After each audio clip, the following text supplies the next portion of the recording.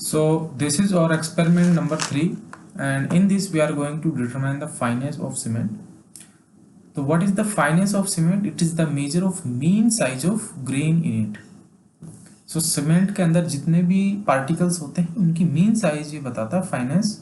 और जैसे जैसे फाइनेंस इंक्रीज होती है the rate of gain of strength वो भी फास्ट होती है। अगर हम बात करें रिएक्शन की, जो rate of gain of strength है वो फास्ट हो जाती है एज जैसे जैसे फाइनेंस बढ़ती है। But the ultimate strength is not affected.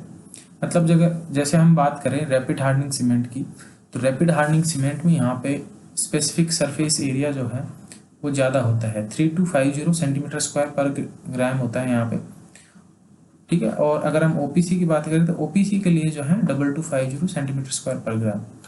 तो अगर यहाँ पे रैपिड हार्डनिंग सीमेंट है तो इसके अंदर क्या होता है कि rate of gain of strength है वो एज कम्पेयर टू ओपीसी ज़्यादा होती है, क्योंकि यहाँ पे फाइनेंस ज़्यादा है।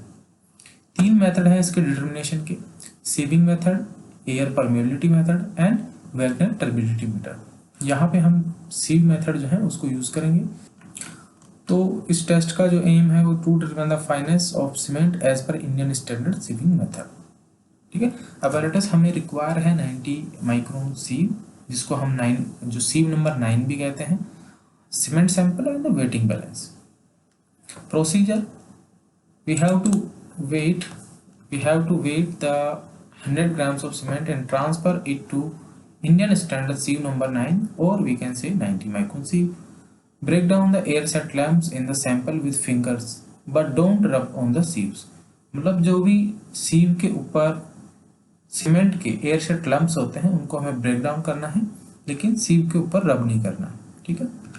उसके बाद में continuously sieve the sample by holding the sieve in both the hands. और हमें ये जो प्रोसीजर है सीविंग जो है ये हमें कंटिन्यूसली 15 मिनट्स के लिए करनी है, ठीक है। और जब हम सीव करेंगे 15 मिनट्स के बाद में जो रेजिड्यू बचता है, ठीक है, जो भी सीव के ऊपर रेजिड्यू बचता है उसको हमें वेट करना है।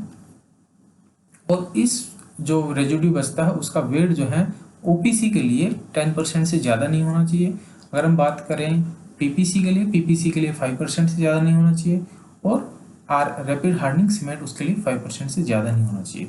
यहाँ पे जो हमने लैब में टेस्ट किया है उसके लिए जो परसेंटेज ऑफ रेजिड्यू है सीमेंट के, वो सैंपल जो है उसके अंदर 7%, जैसे हमने 100 ग्राम्स ऑफ सैंपल लिया है और उसके अंदर 7 ग्राम जो है रेजिड्यू बचा है।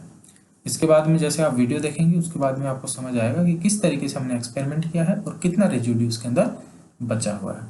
तो this is all about our experiment, और इसके बाद में आप वीडियो देख लीजिए जिसमें आपको अच्छे से समझ आएगा कि किस तरीके से हम जो है फाइनेंस टेस्ट कर रहे हैं using the सीव method.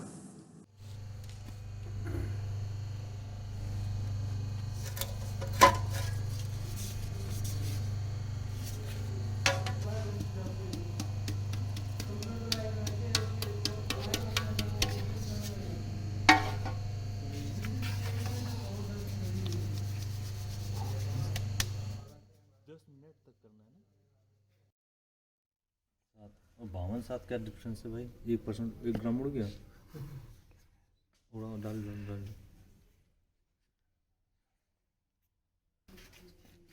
The percentage retained on the 10 mm sieve is 7%, but actually it is permissible up to 10%.